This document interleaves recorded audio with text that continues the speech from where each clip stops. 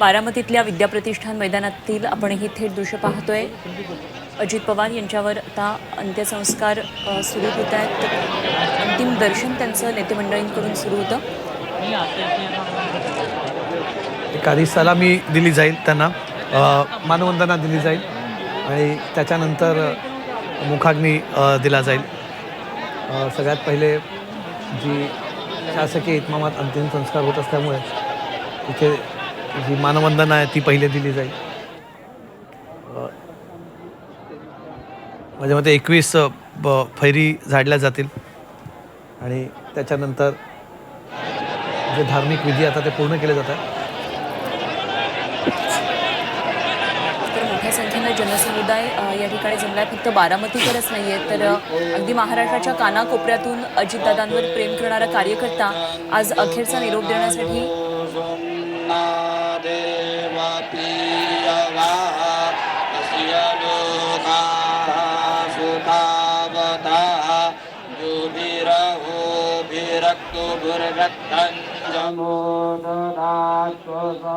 नाम समय सवे आदेशरी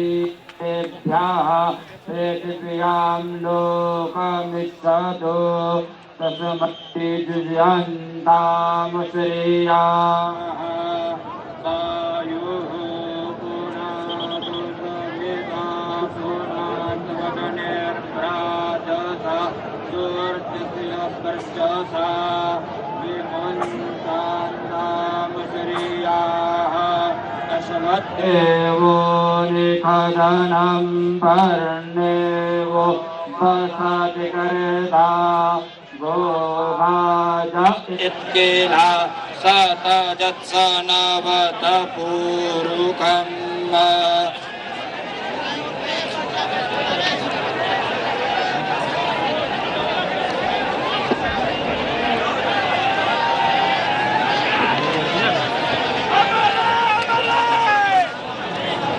कुणीही जागा सोडू नका।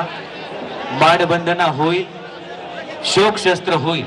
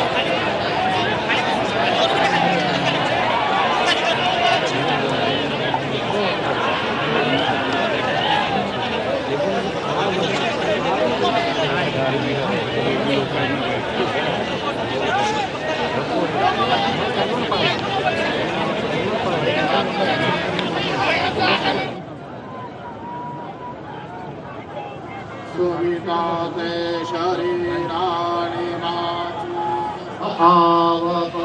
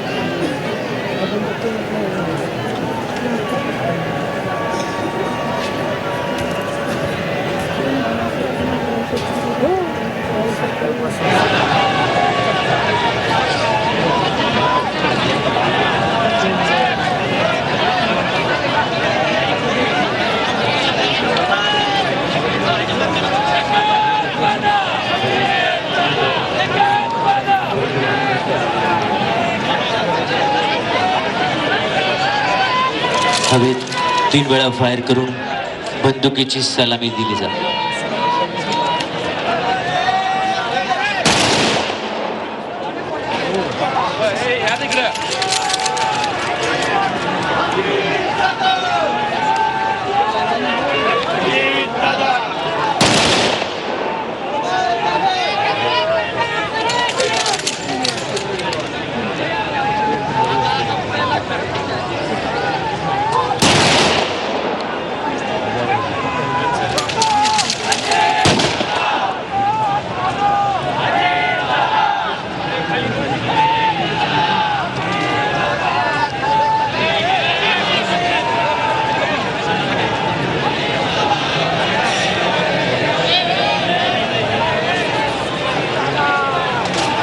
अखेरची मानवंदना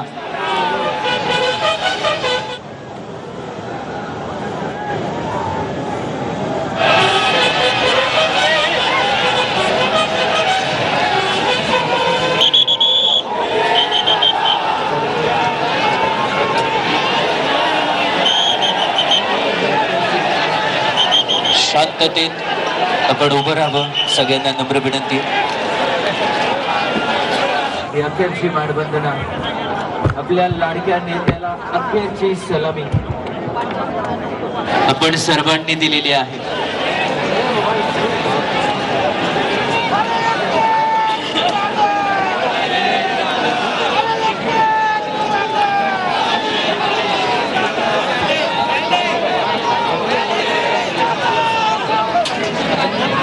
जिथे आहात तिथे जागेवरूनच आपण अंत्यदर्शन घेऊन मागच्या गेटने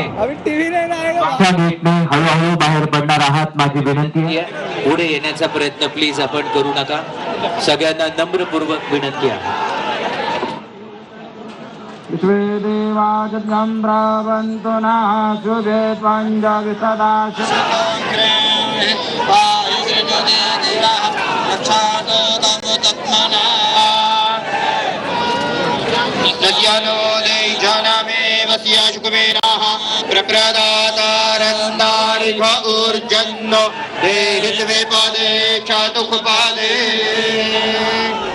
पुढच्या बाजूला येण्याचा प्रयत्न कृपया कोणी करू नका. सगळ्यांना नम्र विनंती आहे. मागच्या बाजूला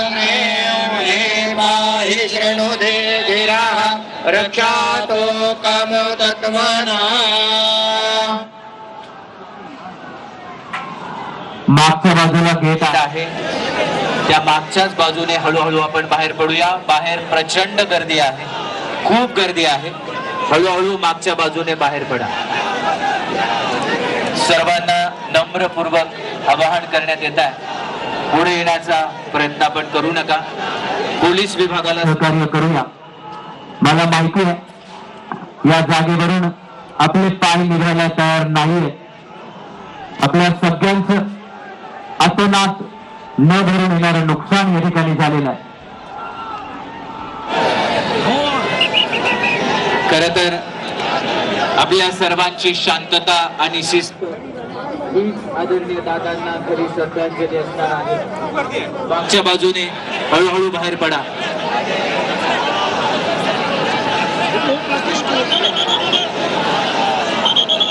आपली शिस्त, आपला संयम, आदरणीय दादांकडून घेतलेले आपण हे गुण आपल्या सगळ्यांना नम्रपूर्वक विनंती आहे, शांतता आणि शिस्त पाळूया. मागच्या बाजूने हळूहळू बाहेर पडा.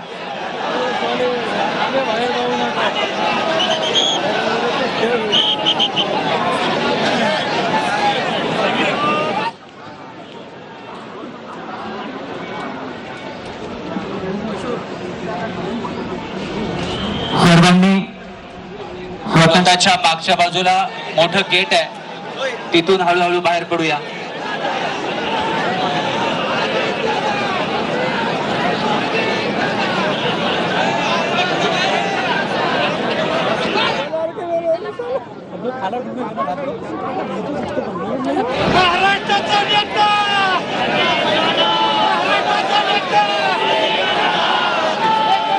त्या ठिकाणी स्क्रीन आहे, त्यामुळे पुढे येण्याचा प्रयत्न करू नका.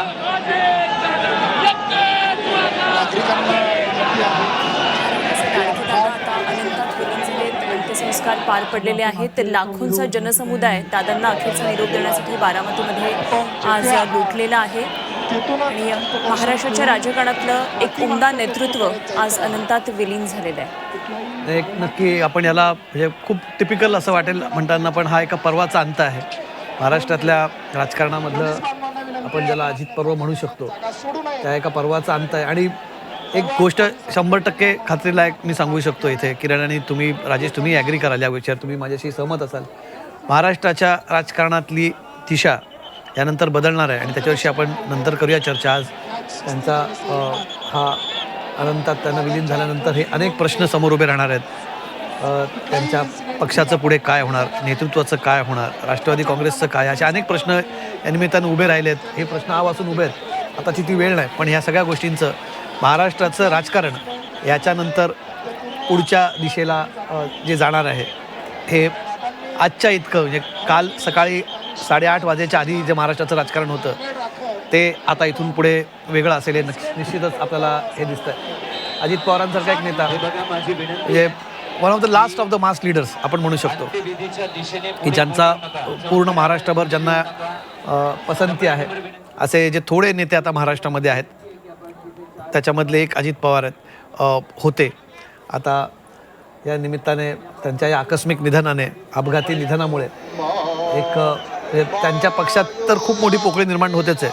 पवार परिवाराबद्दल एक फार मोठी पोकळी त्याच्यात निर्माण होईल. शरद पवार वयाने खूप ज्येष्ठ आहेत. रोहित पवार अनुभवाने खूप कनिष्ठ आहेत अजूनही. मधल्या फळी जो दुवा होता तो अजित पवार होता. त्यांच्याकडे सत्तेचं पद होतं आणि लवचिक राजकारणाची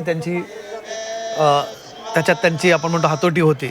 स्वतःला ते त्या परिस्थितीप्रमाणे स्वतःला ॲडजस्ट करत होते. स्वतःला त्याच्यात त्यांनी व्यवस्थित फिट केलं होतं. पण आता तोच दुवा निखळल्यामुळे एक फार मोठा प्रश्न त्यांच्या पक्षापुढे आणि त्यांच्या महाराष्ट्राच्या राजकारणापुढे राहणार आहे.